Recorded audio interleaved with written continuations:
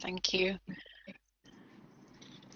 Justice Sir Peter Gross, could I please begin by reading out just a short statement? Thank you.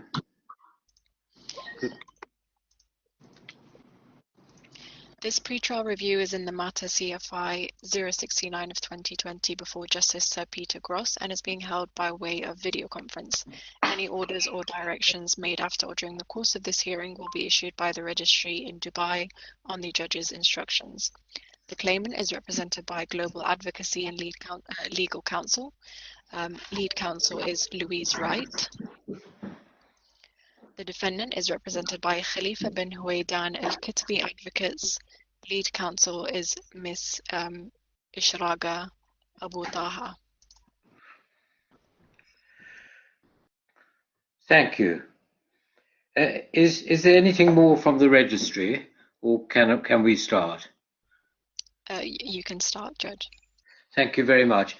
Good morning, Ms. Wright, Mrs. Shraga. Good morning, sir.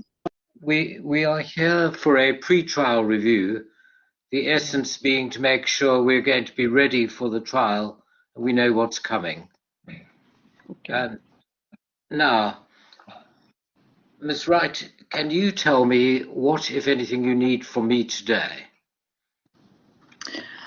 Sir, I would like to begin, if I may, by apologising. There seemed to have been a little bit of a confusion following from the latest order, which I hope you have had sight of. It was certainly included into the bundle, albeit a little bit later than the rest of the documents. And the order was that of Justice Nasser, directing for the claimant to produce certain documents. So I would like to begin by offering my apologies on behalf of the claimant. There wasn't, as far as we were aware, a deadline imposed for the documents to be produced. Certainly there wasn't one included in the order of Justice Nasser. I believe that my friends for the defendant, they led by the presumption of the original case management order, which provided for 14 days. We have since written to my learned friend and to the court to explain our position, and that is of the confusion, but also that our client, Mr. Tarig Rahamtalla, is doing his utmost to provide the direction number 2 of the order, that is the communication documents relating to the company Cool Communications. He's having some difficulty in that, and it may be that you require a statement from Mr. Tarig substantiating that if we cannot provide the documents for the reasons that we have put forward, and that is the information he believes that was communicated by Cool Communications was done so on the Expresso Telecom email address that, of course, he was able to communicate with when he was an employee there. He no longer has access to that address. He is trying to see if there are any other ways that he can obtain them, whether or not he has got them saved or they're in a different software or laptop or whatever. He is doing his utmost to provide those. He isn't delaying matters intentionally, but we just wanted to notify the court of that and to see whether or not, sir, you want to make a direction on that. Yes, well, let me just hear from Mrs. Shraga. So, just please, before I do, Ms. Wright, the defendant wants documents. I've seen the order, but I can't just offhand remember it.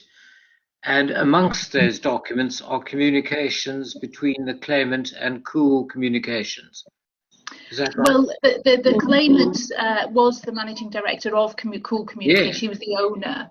Yes. So the defendant had asked for all communications relating to Cool Communications. Yeah. So we are, or the claimant is trying his utmost to obtain those, but unfortunately it would seem that a lot of the communication was done under the guise of the Express Telecom email address at the time, which of course he no longer has access to. Yeah. Sorry. Well, sorry, well, two things arise. One of them, Ms. H.A.G, I'll come to you in a minute. Why can't the claimant get those documents from Cool Communications? I mean, they must have sent them or received them. Well, Cool Communications is the company. It's his company. Yeah.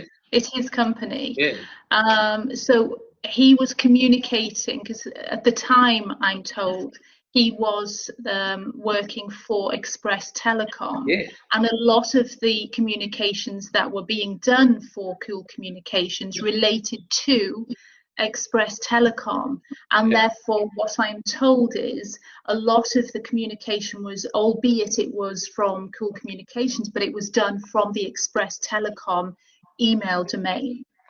Okay, thank you. Yes, I think I follow. Mrs. H.A.G, what do you have to say about this?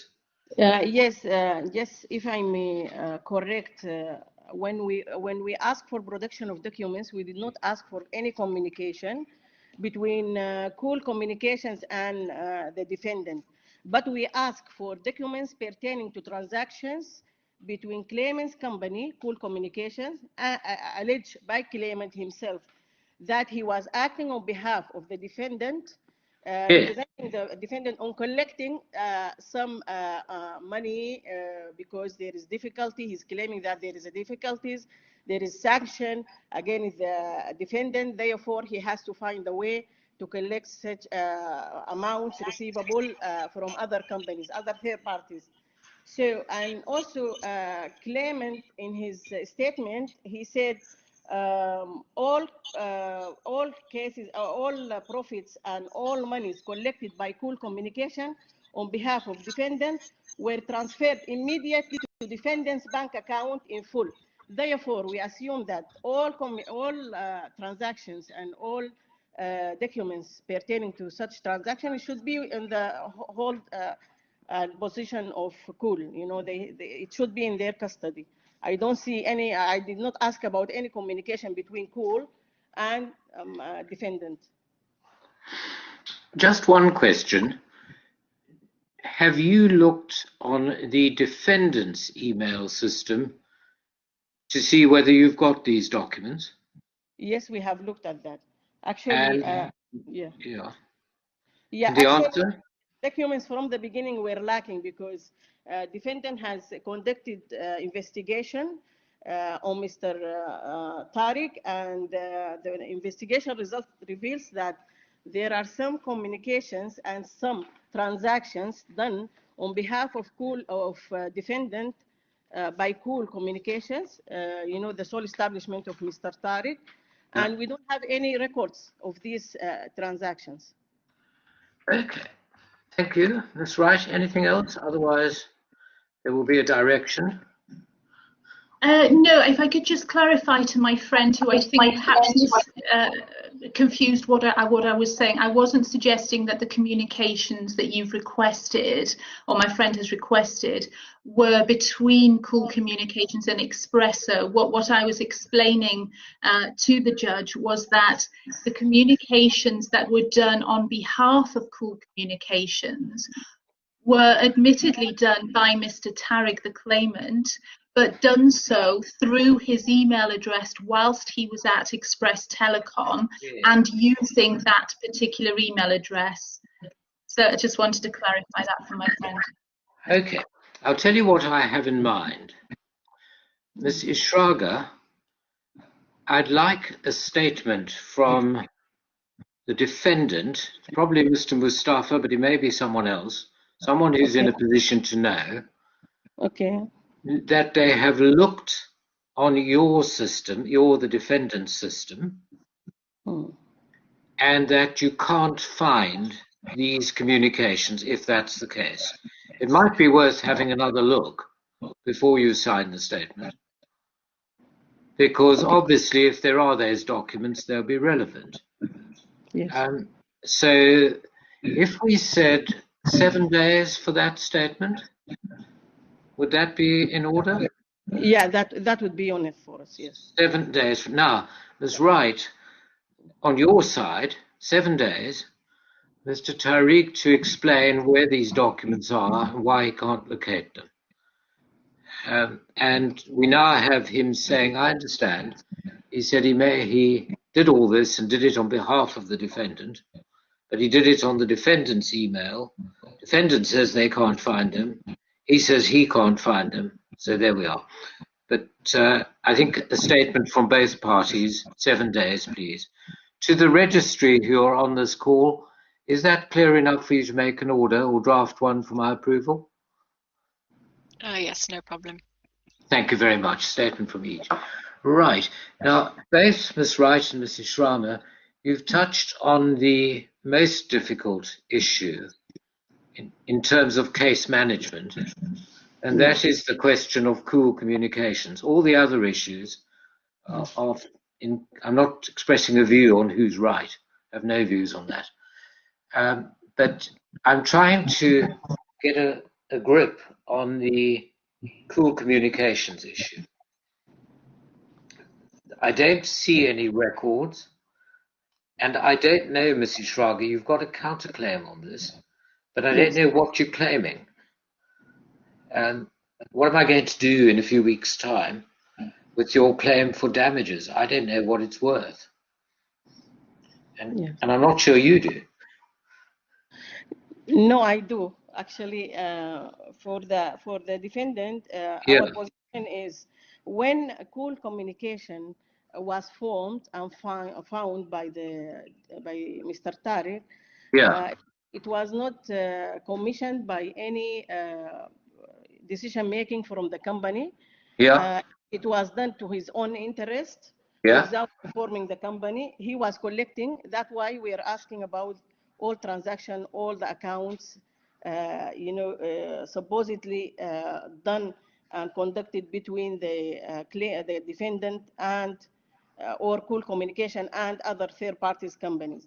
So Mr. Tarig was subjected to internal investigation by the defendant, and this investigation reveals that Mr. Tarig has established this company, Cool Communication, without any permission or any consultation with the decision making. So until now, the defendant does not know how much, in accounts for how much, percentage Mr. Tarig has collected for himself, and how much the amount, of the amount of the commission between the companies. I think there are 3 companies on the investigation itself. So that's why we involved this, and we don't know exactly. We asked Mr. Tarig to provide us with the license of the company to prove that he has established a sole proprietorship for himself. And this is why we had to produce all the documents related to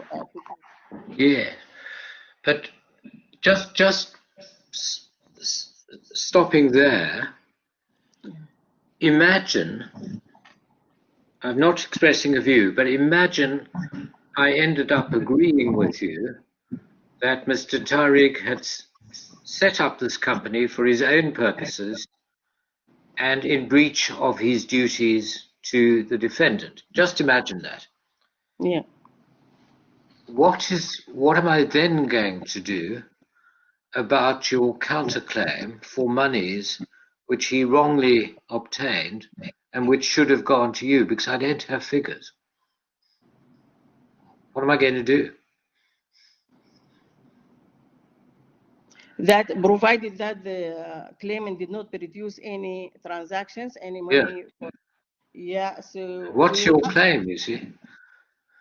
I know what you say. You say that he cheated you, in effect. I understand that, and you may be right, you may be wrong. But if you're right, you're going to want a remedy.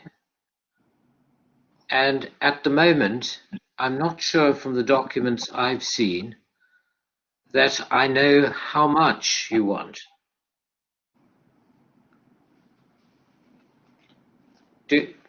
Yes, I think part of the So what am I going to do then? Yes. I mean, do you want £100 or £100,000 or what? I don't know. No, I think there are some monies, there are some statement of account done by the, I think the auditor of the company, showing that how much exactly Mr. Tariq supposedly he collected.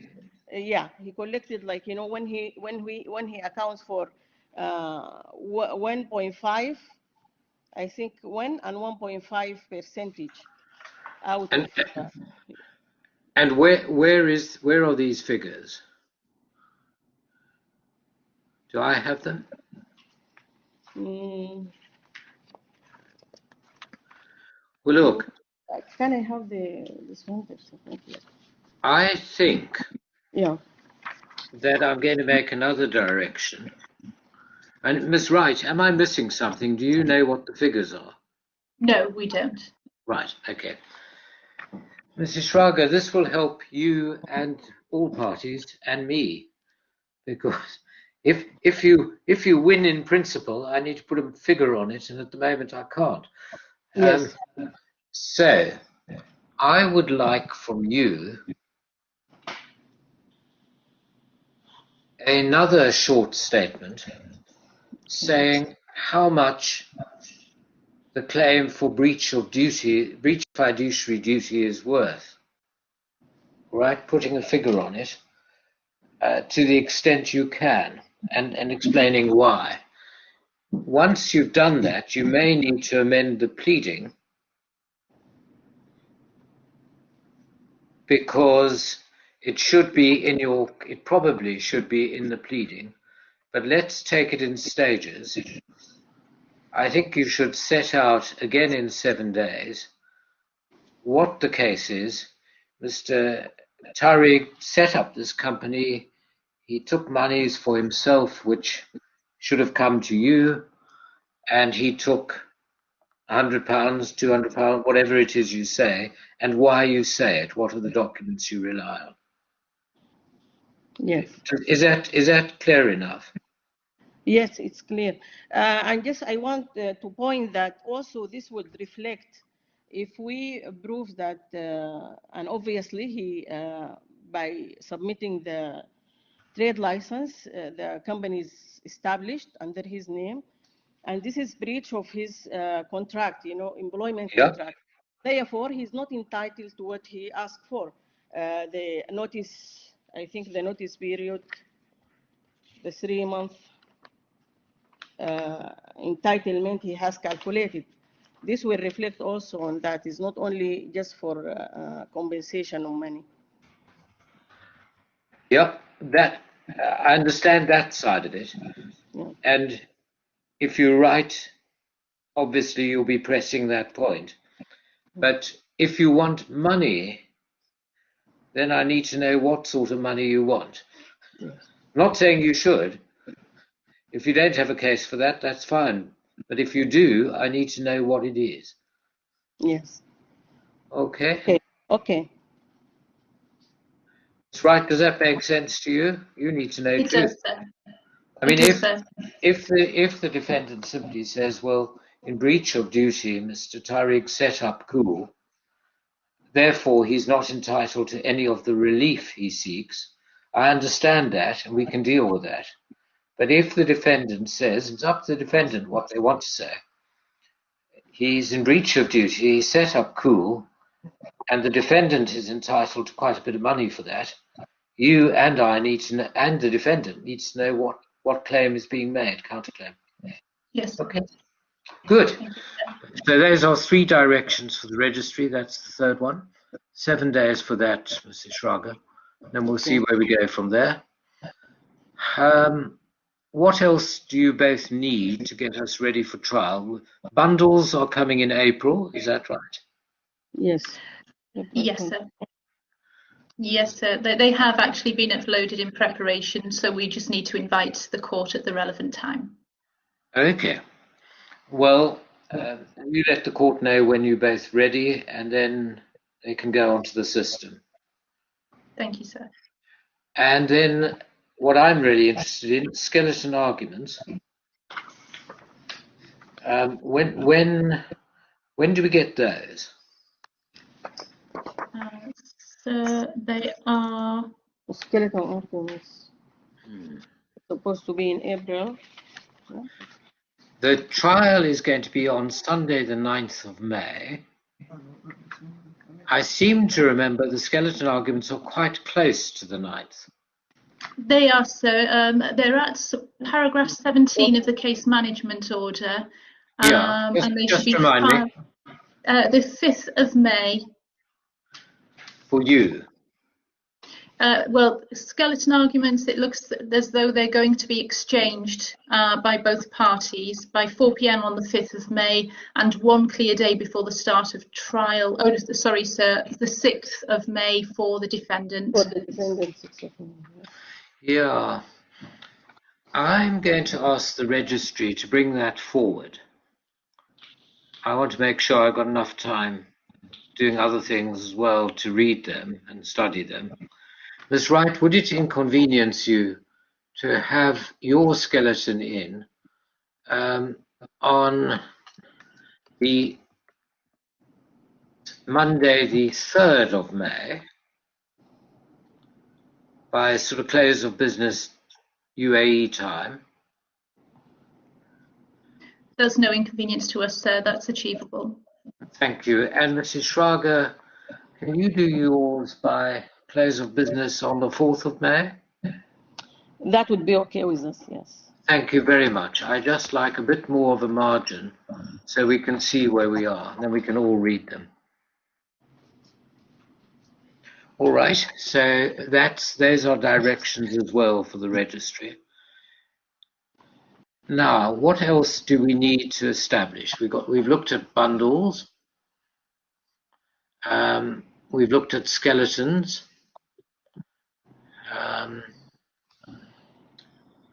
The issue which I was troubled about in terms of case management, we've tried to deal with. Is there anything else you need, Ms. Wright? No, sir. I'm just wondering whether or not either party will be given an opportunity to respond to the forthcoming statements, or whether you Yes. don't think that is necessary. No, that's a good point. Okay. I tell you what we'll do, and the registry can hear me. You're going to produce a statement about documents, and the defendant's going to produce a statement about documents, and the defendant's going to explain the case on Cool Company and the figures. Why don't we make a provision for any responses within 7 days thereafter? So you put in, Mr. Tarig's going to say why he can't find the documents, if that's right. Defendant has 7 days after that to respond if they want to. The defendant's going to explain they've looked for the documents, and if they can't find them, you've got 7 days. The defendant's going to try and put figures, if it can, if it wants to pursue a case on Cool Company, and you've got 7 days in response. Again, for the registry, is that clear enough? Apologies, Judge, it's just the registrar. Typically what we would ask is the parties would agree the draft CMC order. They would then circulate it to the registry, and the registry would then check all the dates. Excellent. So, well, that sounds very, very good idea.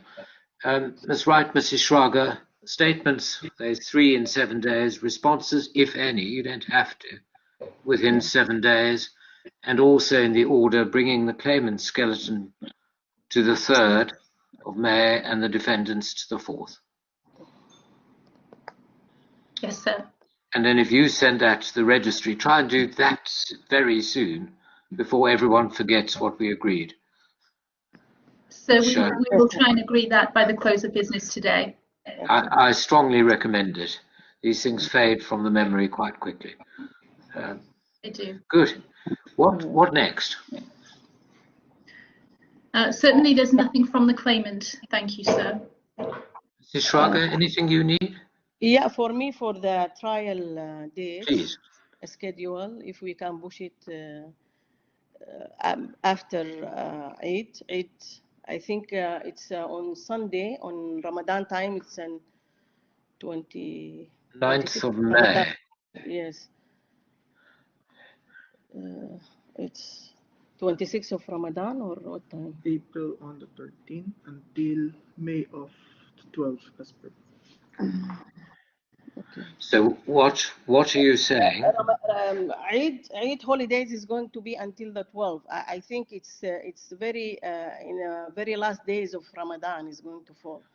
So this for the availability of Mr. Mustafa, maybe, and some of the staff, they might take like holidays in late Ramadan time. So if we can put the trial. Well, hang on a minute. Just let me see. What does the registry have any view on this? Sir Peter, it's likely that it may be a public holiday from the 12th of May. Until wait, is it just the 12th of May? Well, depending on when Ramadan falls, Yes. we may have a public holiday either on the 12th Yes. or the 13th. So if it is on the 12th, then it's likely that it will be the 12th and the 13th, and then work will resume the next Sunday, which will be the 16th. Would it cause, I don't know if it causes you any problems in the registry, or if it causes Ms. Wright any problems, but to accommodate this, we want to make sure nobody's caught out because it's the last days of Ramadan.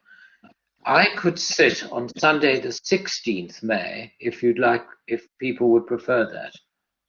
I can't do the 23rd May, but I could do the 16th.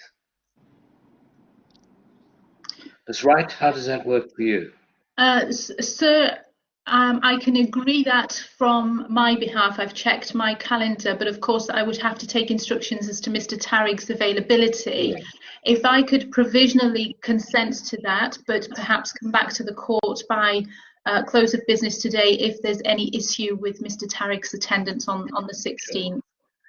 And Mrs. Shraga, as you're the one asking for it, I'm assuming Mr. Mustafa would be available on the 16th. Yeah, he would be available on the 16th. And can I ask the registrar, would the court have any difficulty with the 16th? No, that will be no problem. Okay, I don't want to push it later than that because I can't do the 23rd. So it's starting to go back quite a bit. So if you can see what you can do, Miss Wright, I appreciate the claimant will want to get on with his claim, yes. But a 1 week adjournment wouldn't make any odds. No, sir. No, sir. Providing he is available, I don't think there will be any issue. Please encourage him to be available. I will do, sir. Can I just therefore ask if that impacts upon the date of submission of the skeleton arguments? It does. It becomes the 10th and the 11th, unless that causes problems with Eid. But I don't think it should, because you'll be preparing in advance, won't you? Mrs. Shraga, can you manage that? Yes, I would prepare in advance. Make it 10th and 11th. How's that? If we move to the 16th. Okay. Thank you. Okay. Right. Well, we will be ready for trial. Thank you, sir. Good. No, I don't want anyone inconvenienced if they're still fasting. Good. Anything else you want, Ms. Wright? Nothing on behalf of the claimant. Thank you, sir. Mrs. Shraga, anything else from you? Nothing for me. Thank you. To the registrar, anything else the registry needs? Nothing from the registry's side, Sir Peter. Well, in that case, we seem to have finished our business. Good. Well, I look forward to seeing everyone on the trial date. I look forward to receiving the statements. Any orders made by me after that are probably going to be by way of email via the registry, because we have no more pre-trial hearings planned. So that's the way we'll be communicating, I imagine. And then I look forward to seeing both council on the 16th, or hopefully the 16th of May. Thank you, sir. Thank you Very good. Thank Could the registry stay on the line, but both council needn't stay? I just need to make sure of one or two administrative matters. Yes, Thank sir. you very much. Thank you. Thank you. Thank you very much. Thank you.